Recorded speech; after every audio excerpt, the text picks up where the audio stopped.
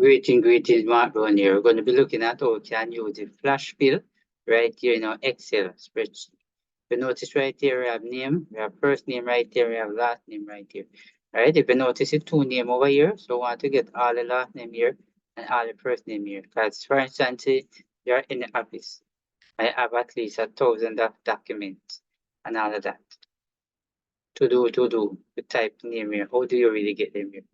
Right, so come over here, you're going to click, you're going to type your first name, the last name rather. When you type the last name, then you want to click on that button, click up and again, you're going to come right up here and click on data tab.